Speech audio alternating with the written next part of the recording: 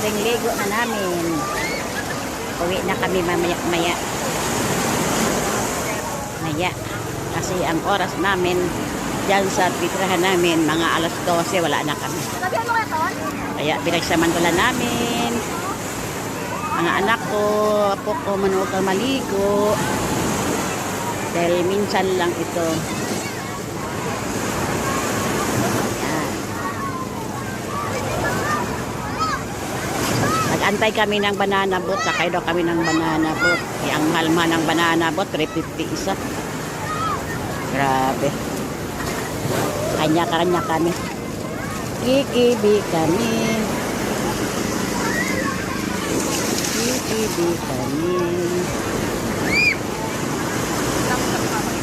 Ano to?